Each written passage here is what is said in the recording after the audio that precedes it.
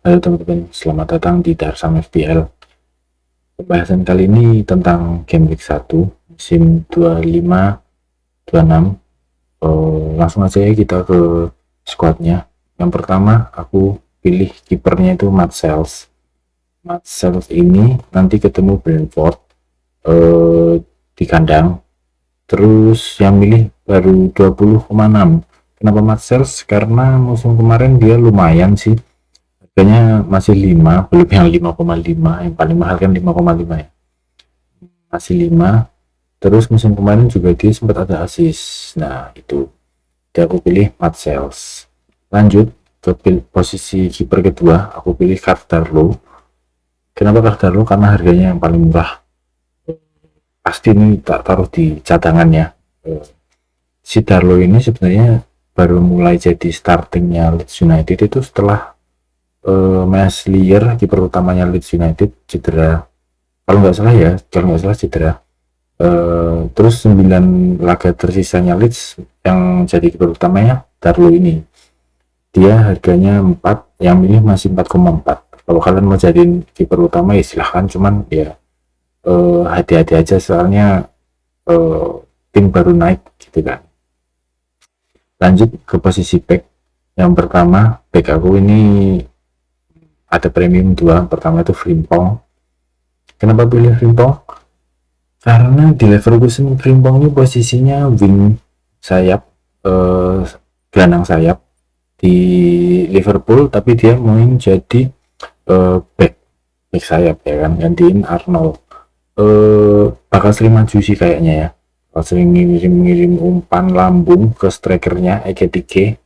Terus mungkin juga bisa langsung direct shoot, cari gol juga bisa. Nah, terus si Primpong ini pas final FA Capital One dia golin 1.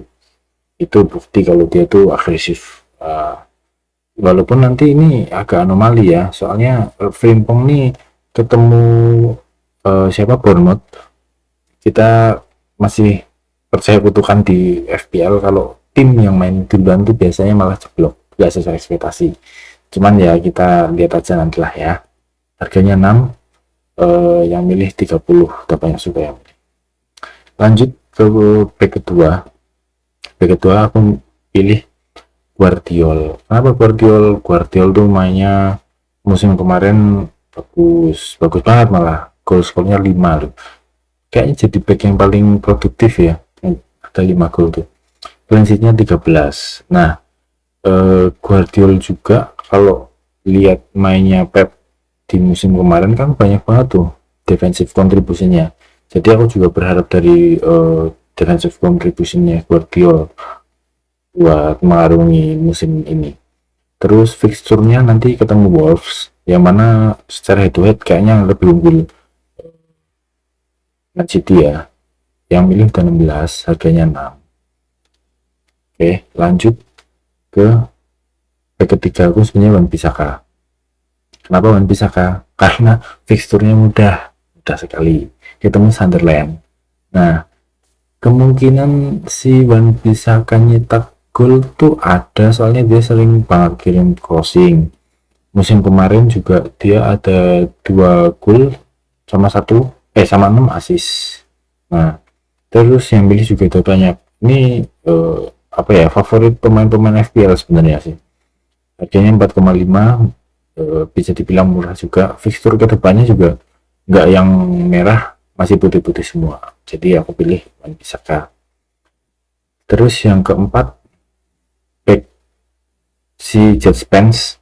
Si Jet Spence ini kemarin dia lawan PSG, mainnya agresif juga si Jet Spence, cuman kadang dia masih ninggalin pos pertahanannya, jadi kadang dia kalau udah maju sampai tengah itu lupa karo mundur.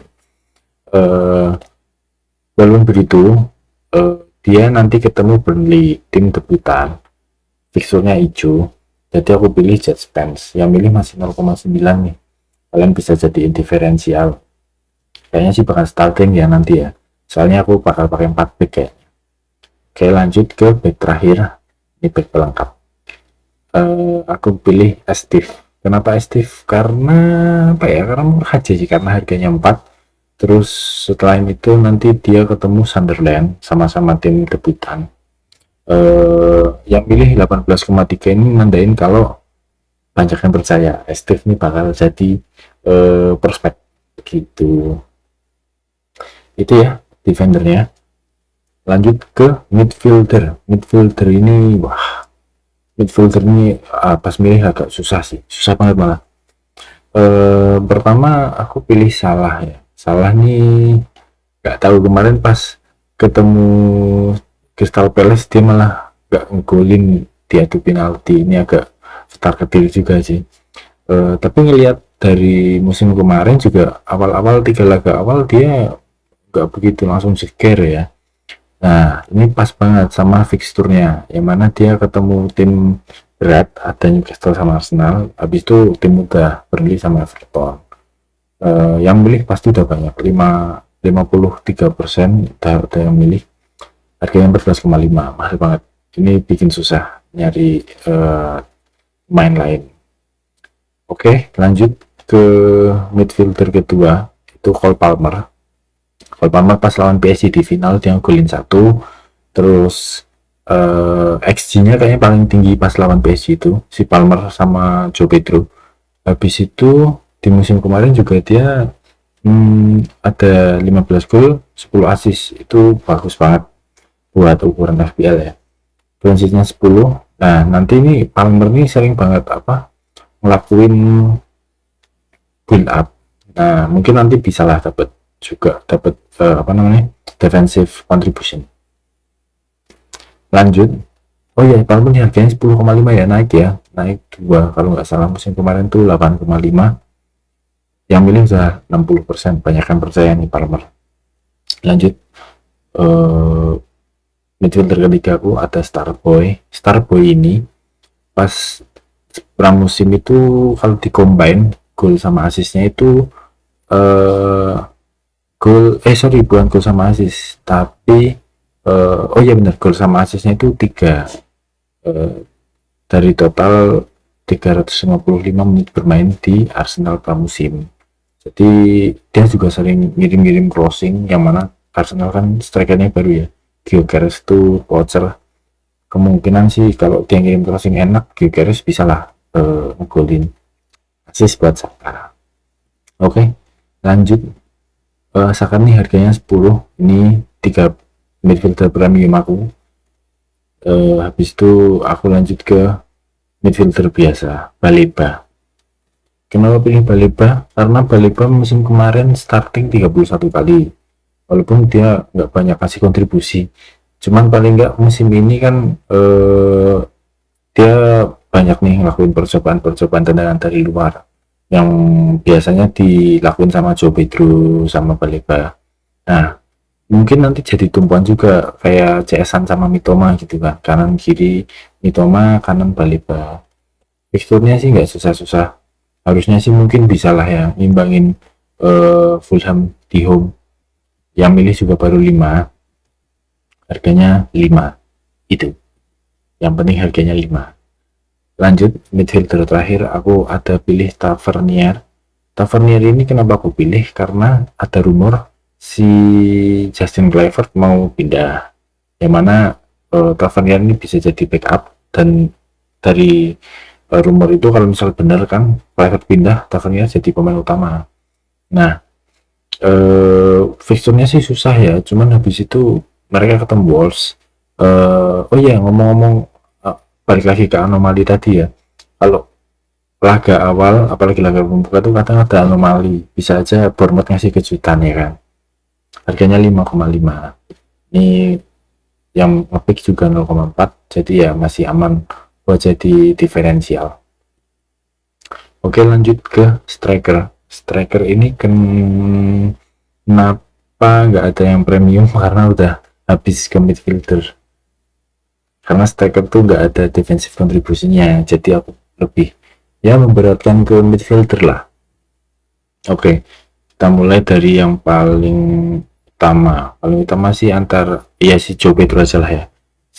Jangan, paling utama aku itu Mateta musim kemarin tuh sebenarnya telat panas sih di putaran kedua dia baru sering ngasih kontribusi, dan nanti dia ketemu Chelsea. Ini agak berat juga sih. Tapi laga-laga selanjutnya itu lumayan mudah buat Crystal Palace ya. Terus yang milih juga 8,8, lumayan diferensial juga. Harganya 7,5, itu Mateta. Lanjut ke striker kedua. Nah, ini yang mau ngambil João Pedro mungkin belum tahu ya. João Pedro itu sama Liam Delap selama FIFA World Cup klub kemarin dan pramusim itu ganti-gantian tuh Liam Delap sama João Pedro. Jadi ya agak ketar-ketir juga, cuman yang ngambil ada 5,5. Harganya soalnya 7,5 sih.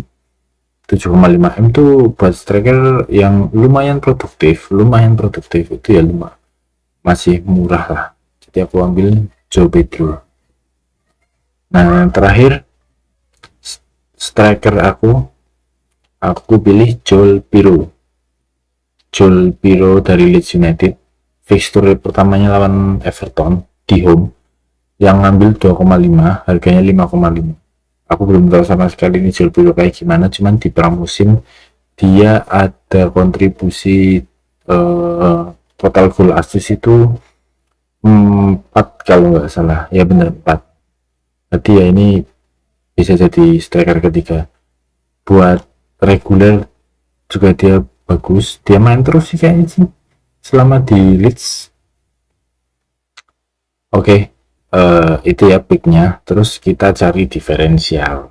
Oke, kita mulai dari kiper.